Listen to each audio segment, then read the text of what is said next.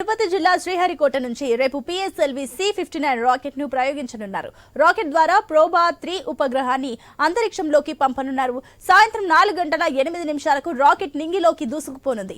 సూర్యుడిపై, సూర్యగ్రహాలపై పరిశోధనలు చేయనున్నారు.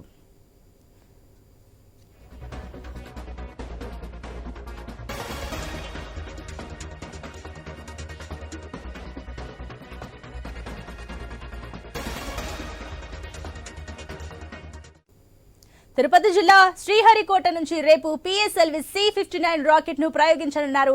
రాకెట్ ద్వారా ప్రోబా 3 ఉపగ్రహాన్ని అంతరిక్షంలోకి పంపనున్నారు. సాయంత్రం 4:08 రాకెట్ నింగిలోకి దూసుకుపోనుంది. సూర్యుడిపై, సూర్యగ్రహాలపైన పరిశోధనలు చేయనున్నారు.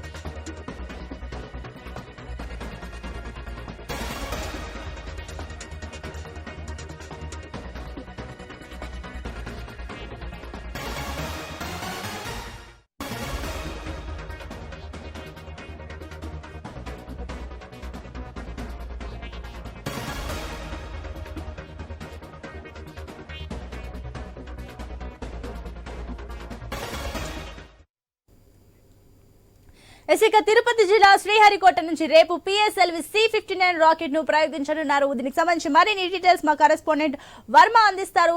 వర్మ, పిఎస్ఎల్వి C-59 రాకెట్ కి సంబంధించిన డీటెయిల్స్ ఏంటి? సునీత, శ్రీహరికోట అంతరిక్ష పరిశోధన కేంద్రం నుంచి పిఎస్ఎల్వి C-59 రాకెట్ ప్రయోగానికి సర్వం సిద్ధమైంది.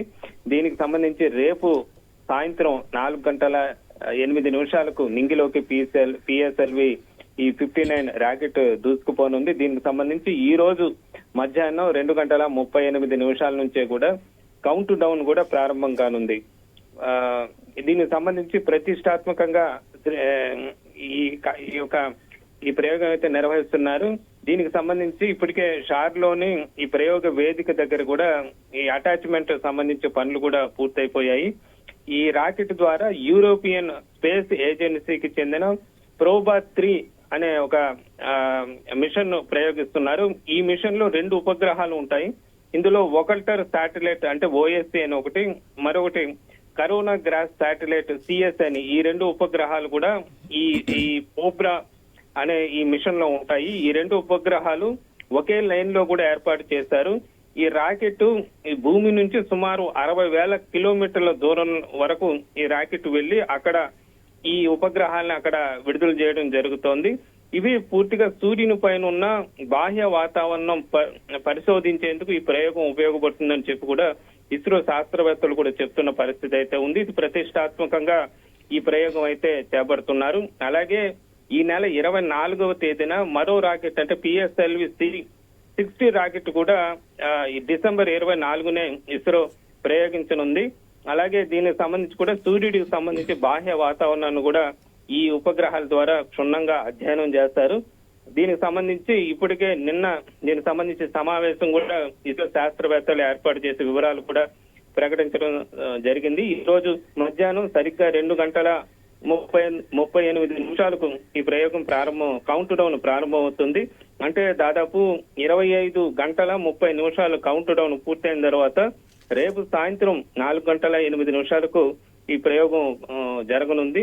దీనికి సంబంధించి కూడా ఈ రోజే రాకెట్ కౌంట్ డౌన్ సమయంలోనే ఈ రాకెట్ లో ఇంధనాన్ని నింపే ప్రక్రియను కూడా శాస్త్రవేత్తలు చేపట్టనున్నారు. మొత్తం మీద ప్రతిష్టాత్మకంగా ప్రయోగించనున్న ఏదైతే సూర్యుని పైన, సూర్య బాహ్య వాతావరణం పైన ఈ పరిశోధనలు, సూర్యునికి సంబంధించి ఏదైతే రహస్యాలు ఛేదించే క్రమంలో భారత శాస్త్రవేత్తలు మరో కీలకమైన ముందడుగు వేస్తున్నారని ఈ ప్రయోగం ద్వారా చెప్పుకోవచ్చు. సునీత, వర్మ, మరోపక్క ప్రోబా 3 మిషన్ లాంచింగ్ కి సంబంధించి భారతీయులు చూడడానికి ఎలాంటి అవకాశాలు కల్పిస్తున్నారు?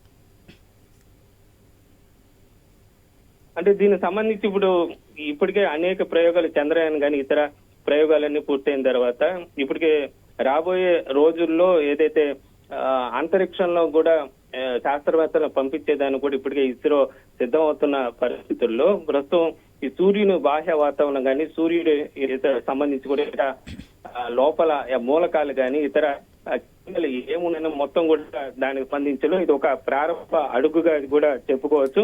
ప్రధానంగా ఇందులో ఉన్న రెండు ఇది ఉపగ్రహాలు ఒకల్టర్ శాటిలైట్ OSN అని కరోనా గ్రాస్ శాటిలైట్ అంటే ఈ రెండవది సూర్యుని చుట్టూ ఉన్న ఈ కరోనా ఈ పొరకు సంబంధించి కూడా పూర్తిగా అధ్యయనం చేయడానికి ఉపయోగపడుతుందని చెప్పుకోవచ్చు. వరుసగా ఇది కేవలం PSLV C-59 కాదు, వరుసగా సూర్యుడికి సంబంధించి కూడా వరుసగా రాకెట్లు ఏదైతే ఇస్రో ప్రయోగించనుంది ఈ నెలలోనే C-60 రాకెట్ లో కూడా ఈ సూర్యుని వాతావరణానికి సంబంధించి ప్రయోగానికి సంబంధించి మరో శాటిలైట్ అయితే ప్రయోగించనుంది. ప్రస్తుతానికి ఇది యూరోపియన్ స్పేస్ సెంటర్ వృద్ధి చేసిన ఉపగ్రహాలను అయితే పంపించనుంది. త్వరలోనే భారతే స్వతంత్రంగా తయారు చేసిన మరో ఉపగ్రహాన్ని కూడా సూర్యుని పైనకి పంపించేదాన్ని కూడా ఏర్పాట్లు చేస్తున్న పరిస్థితి అయితే ఉంది. మొత్తం మీద సూర్యుని పైన అంతర్జాతీయంగా జరుగుతున్న పరిశోధనలో ఇది ఒక కీలకమైన అడుగుగా భారతదేశం ముందుకు వెళ్తుందని కూడా చెప్పుకోవచ్చు.